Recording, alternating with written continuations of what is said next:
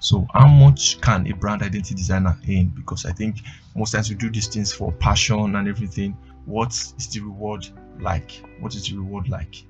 What is the reward like? So how much can a brand identity designer earn per client? So what I'll say is that there are really no margins. Okay, it depends on the ease, the expertise, the experience, or exposure. Okay, it depends on these three things.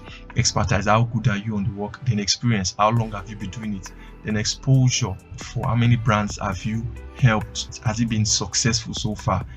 How was their productivity like after you did their brand identity for them? So things like that, it shows how experienced you are.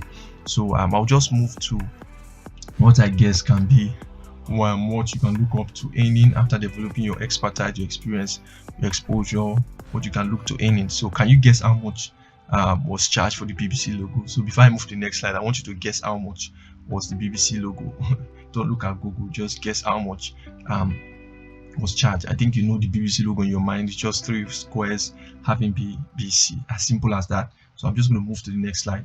Yeah, BBC logo redesign was $1,800,000.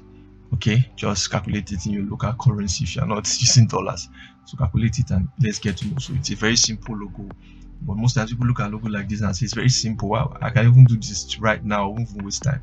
But most times they don't get to see the back end. There are a lot of things that goes along with the logo, like I've been teaching you. You should already know that the color systems and the rest of the visual language and things like that. And just know that BBC has a lot of subsidiaries, so they have to make this go along with all the subsidiaries. And I think maybe not even maybe an organization did this for them, so it's not just a sole proprietor, just one man. So that's just it. So you should be looking to earn this maybe even if not now, you should be challenged to work on yourself, work on your skill set. And that's one of the reasons you are taking this course. One day you should be able to charge this. You grow. Okay, you don't just get here one day, you start to improve yourself. So this is what BBC was charged for their logo.